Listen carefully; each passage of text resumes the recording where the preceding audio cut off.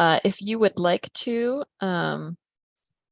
you are welcome to, if you would like to view captions, you can click live transcript and select show subtitle. So we want to remind everybody to take care of yourselves during the session in whatever ways feels right for you. We do have an advocate on call throughout our conference. Please send me a direct message if you would like to speak with that advocate. Yeah, our last session was a lot. I'm sitting with some feelings from it, and it ran over, and so I acknowledge that folks might be coming into the room and the space with that.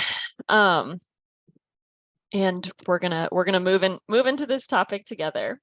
We are recording this session, and this will be available for y'all to view afterwards. I'll try to pause when we're doing real group discussion, so that's not captured in the recording.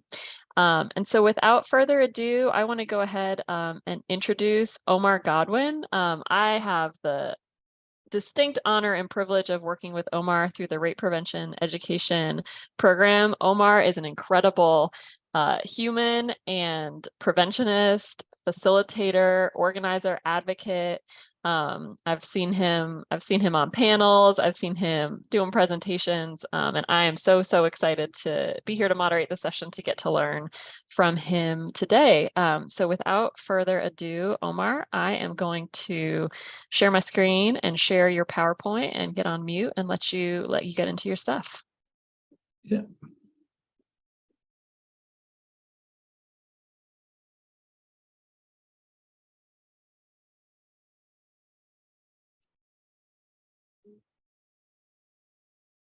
So yeah, before we get started, I want to do it because the last session was heavy and I've had a pretty heavy week myself.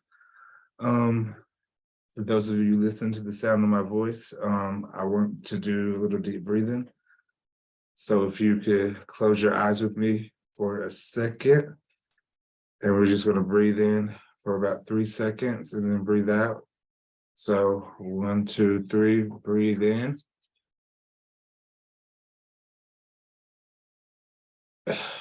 Now release. 1, 2, 3, breathe in.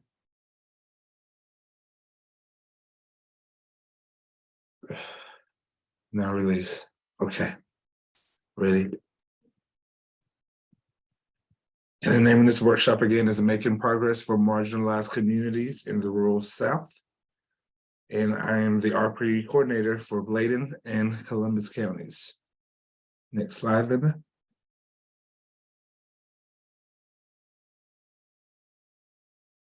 Okay, let me move this down.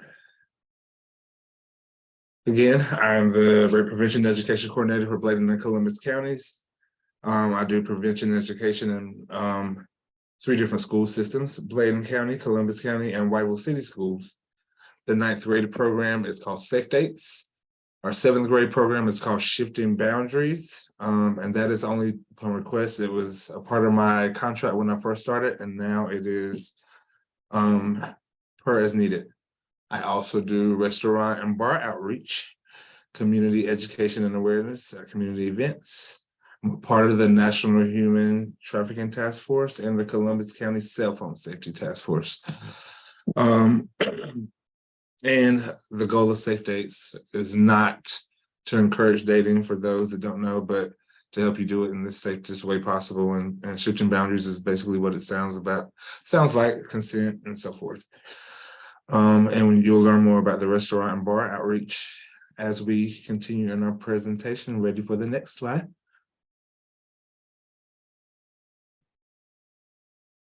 Okay, let me give you a little background on our agency. Families First is a dual sexual assault and domestic violence agency. We've been around since '95. I've been in my current position since 2019. Some of the services that we offer: 24-hour crisis intervention, advocacy, community education, court advocacy and accompaniment, emergency shelter, emergency assistance, empowerment classes, individual counseling. We take information and referrals. We do have someone that comes every week and does yoga with the staff and clients upon requests. And I just told you about the school programs in our last slide. We do support groups, trauma-informed services, and we also have volunteer training. Ready?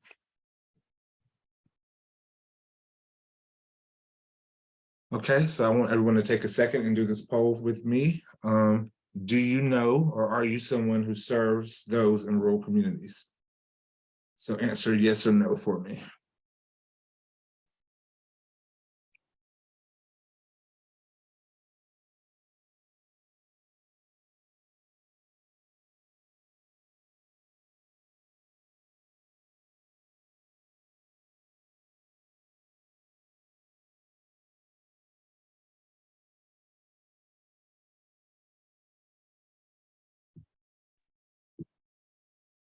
Can you see this on your end, Omar? Do you want me to I go ahead can, and end yeah. this? Yeah, this is great. Okay, all right. I'm going to end it and share it if that's all right. Yeah, awesome.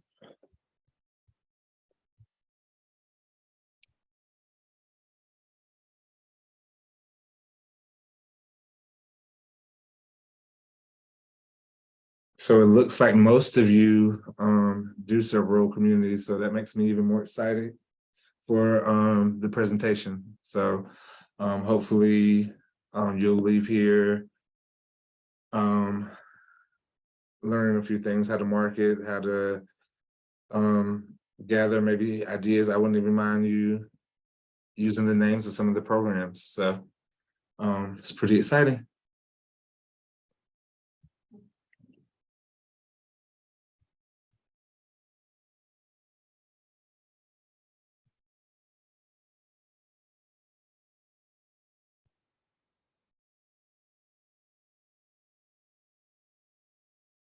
Okay. All right. So programs created through the RPE program since I've been here. Ally Night, Rainbow Brunch, Brown Girls Create, Take Back the Night, Purple Passion Night, and Latinx Community Night. And I'm going to tell you more about each of these programs, more in depth, with each having its own slide. So I'm ready, Linda. Ally Night. Ally Night is my baby, my original restaurant and bar outreach. So prior to Families First even having bar outreach as a part of our contract, I went out on a limb and I was like, let's try this and see if it works. Super small town, rural area. So I wanted to make it a safe space. So versus doing something and calling it Pride, I had to think of something where like people would know what it meant by ally. And it worked out. The beauty of it was we had families that like never come out. Your lesbian couple that feels ashamed in their community or don't feel comfortable, don't feel like being stared at, came out with like their kids. Here in this picture, you see me and the school resource officer from the middle school. This is a safe space. So he put that sign up after Ally Night, brought it up with him, and he's been one of our biggest allies. So yeah, we have people from all over the county come. This right here is our lovely bartender, Laura. Each event, whenever people walk in, we have an all are welcome sign in both Spanish and English, and we have our merch table. Here you can see our infographics for our RPE program, chapstick. We give out t-shirts, other merchandise, and we always give out prizes to like the first 3 people to arrive. With each event, it's nerve-wracking, especially this one, because we did have like kids in high school too that were scared, and we obviously asked for consent whenever we were taking pictures to make sure people were comfortable. So next slide. So we partnered with the Rainbow Brunch, to bring the Dream Center. Let me tell you a little bit about them. They do after school stuff in the underserved communities here, as well as like HIV testing and stuff. So they wanted to partner with me, but discreetly, because of their funders, and we understood too. And the picture here, the Rainbow Brunch, was actually anonymous and all done through word of mouth. So everyone you see here pictured were those that felt comfortable, but the beauty of the brunch was there were tons of people there that were not out.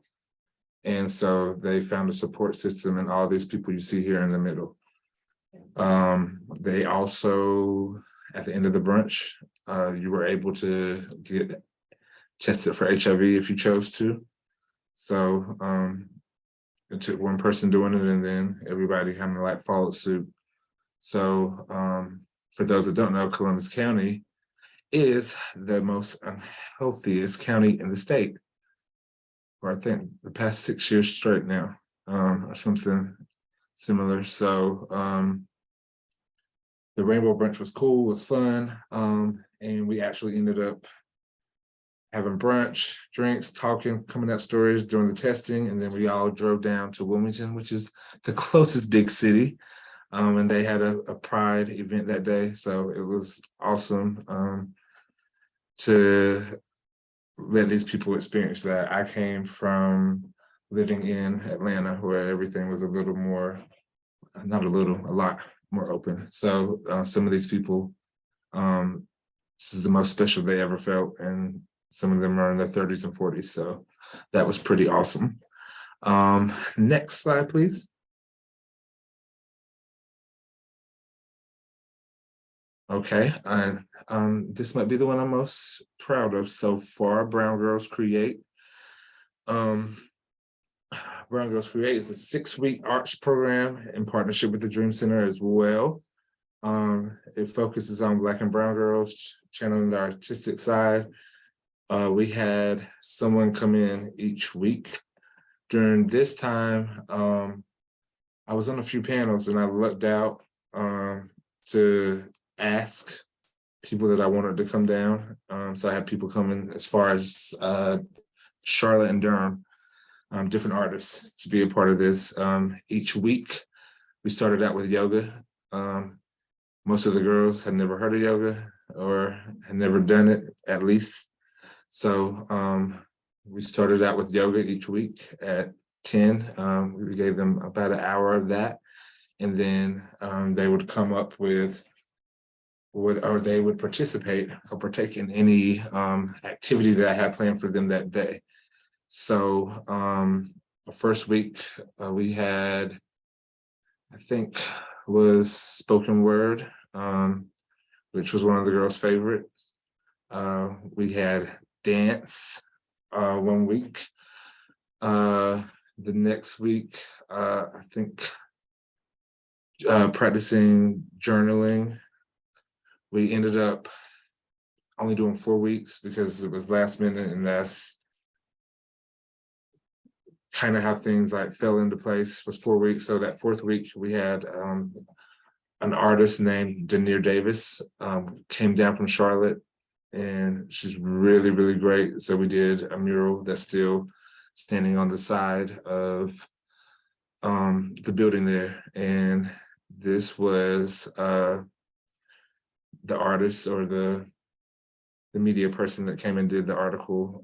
This was his first front page cover story, which is a big deal in our small community. So I'm really proud of this program.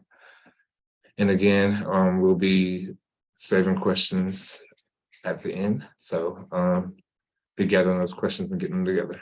Next slide, please. Okay, Take Back the Night. We just had our second one this year. It's something we do for Sexual Assault Awareness Month. What the event looks like is, again, our merch table. You see me here pictured with our sexual assault advocate, Tanya. And here's us mingling with some of the staff. Another thing that's cool about these events is even not only do some of our survivors come, we have, like in this picture, one of the principals. So yeah, the principals, we do a game where people learn about the agency. They learn, some of them may not know what a SANE is, a sexual assault nurse, agency info. And a lot of people think we're a one-trick pony. So us doing this lets people know that we do like cover sexual assault. We have people from the DA's office, law enforcement, and another big thing here, this picture right here, we rarely get people that come from our Buckhead community, which is the Native American community. So the past few events, we've had them come and be involved, and that's been like super awesome. Next one. Purple Passion Night was something during Domestic Violence Awareness Month, where we get to talk about DV, sexual assault, and its correlation.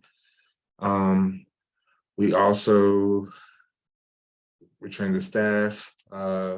We also train the crowd, teach them different things, and again, the correlation and the fusion of the two, and then we get all of our services out there. So this right here is on the inside. So let me explain that. Some of the other slides you saw where we had events on the side, like Ally Night, because it's more of a safe space and it's more secluded. Purple Passion Night, a little different, so we can have it in the main area and it's a little more open. But yeah, we typically do, if we're doing something like Ally Night, something like on the side where people feel safe sharing their story and they feel safe being out and nobody's bothering them. Something like Purple Passion Night, we can have on the inside in front of everyone. Next slide, please.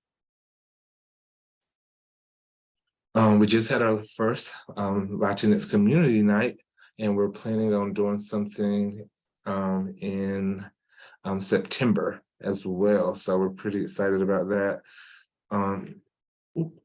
Our first, it was held during Human Trafficking Awareness Month.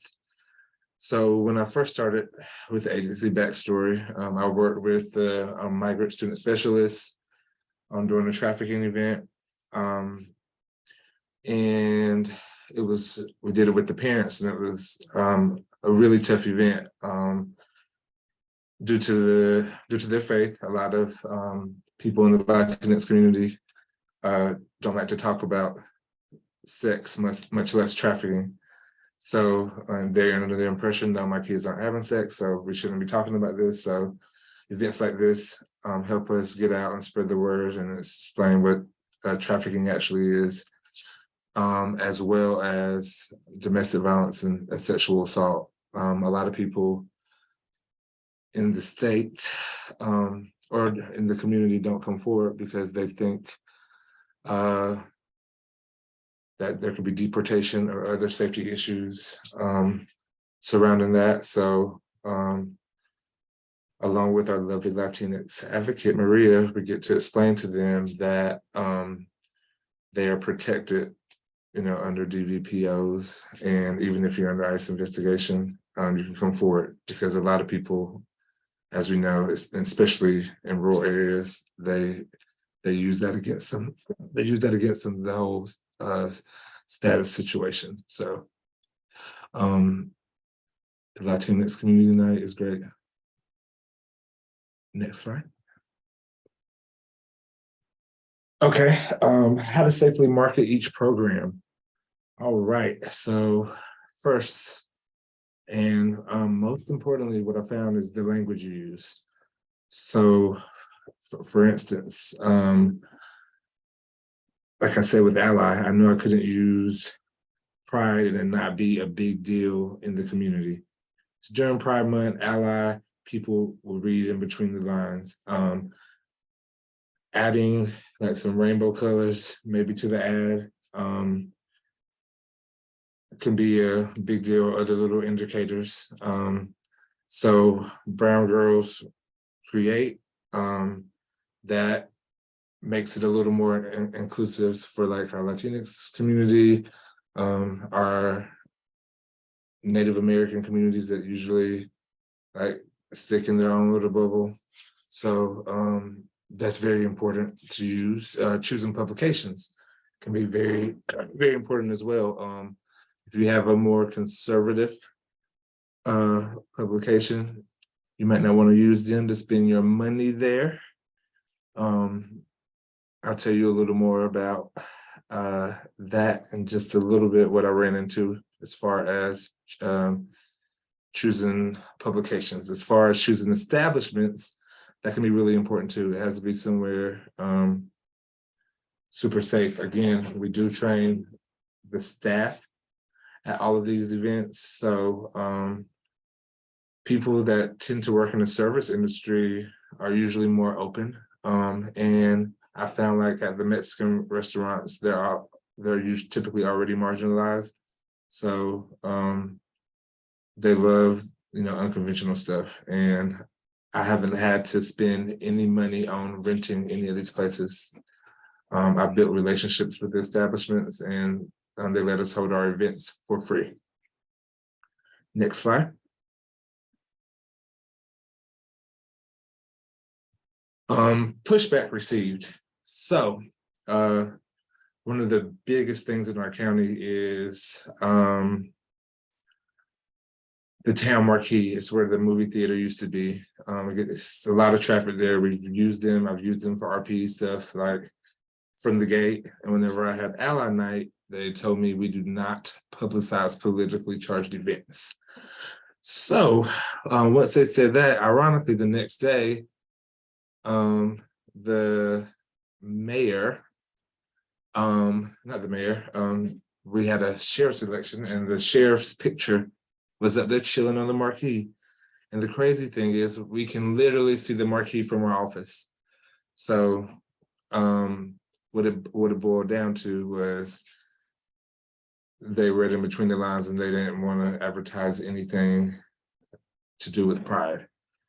With the Brown Girls Create program, and when you, those of you that work in rural communities, you know how that could be a little controversial. Why just brown girls? Like I got that from some of the teachers when I'm at schools and meetings and talking about the upcoming program. So that was one of the big things. My child isn't having sex, so why are we talking about human trafficking? Yeah, that was one of the biggest things that I had with the Latinx parents, and now I think we've reached a new level, a different ground due to our events and being able to talk about it more. So I'm happy about that. Next slide, please.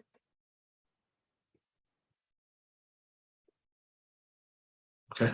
I wanted to know, will you use anything mentioned today to help those marginalized in your rural communities?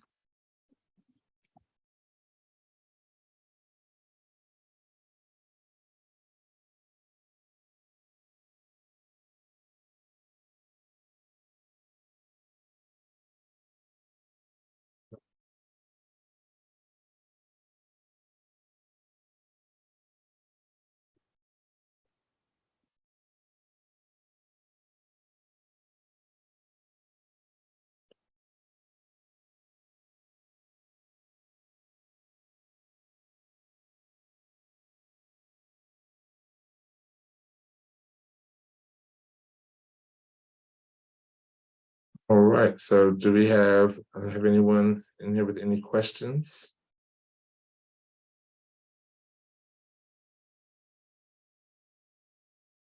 Do you just want to speak into the mic? Ma'am?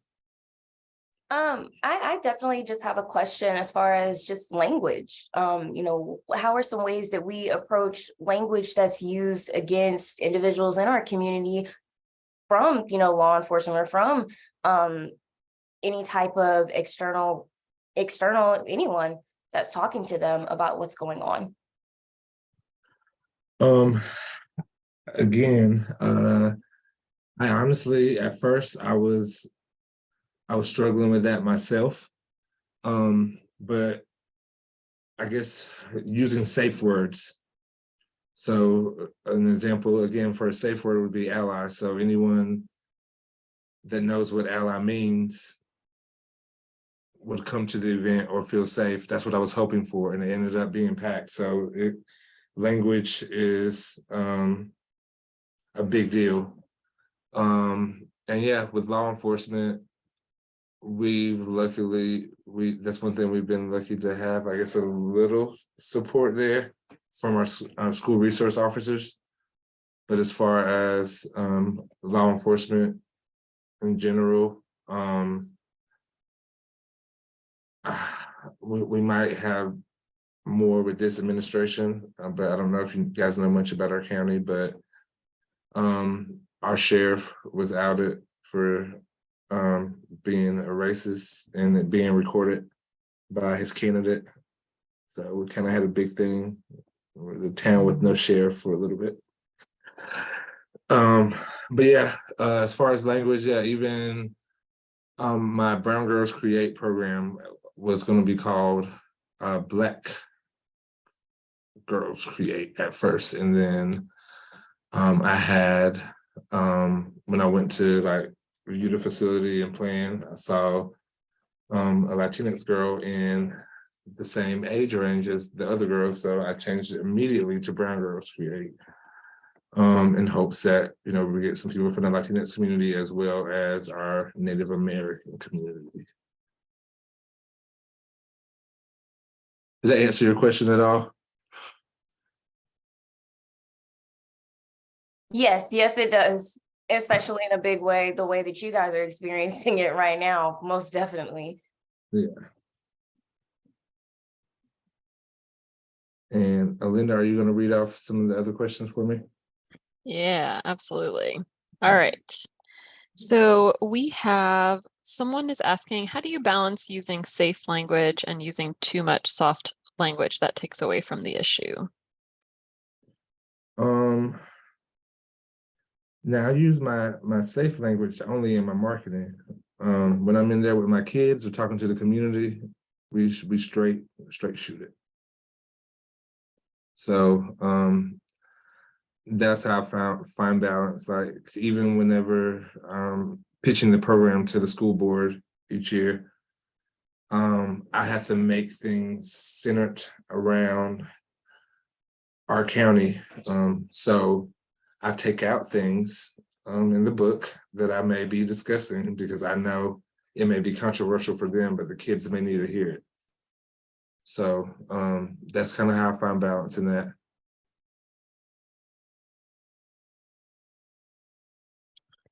It's a lot of emotional labor of a lot of code switching. Yeah, what helps out is I grew up here, so I know like what flies and what doesn't. So the same thing that flies for our program in Durham is not gonna fly for me. So Hello. Hi. hey. Sorry, I'm the person who asked the question just a minute ago. My name is Cassie. I just wanted to dig in a little bit more about what you said. That's a really big issue that I face in my community is a lot of adults are the ones who are creating the barriers to the information, because I find that if I can get to the students, to the youth, they want to hear it, they want to have it, but it's the adults in the situation that are preventing the conversation. And so a lot of times I have to do a lot of code switching as well. In my rural area, I also grew up in my rural area, so that makes it a little bit easier for me. So I can, like you, I kind of know what flies and what doesn't fly. But I think, is there ever a point where you think you'll be able to use like all of the language that you need to use to give the topic the attention that it deserves? Like,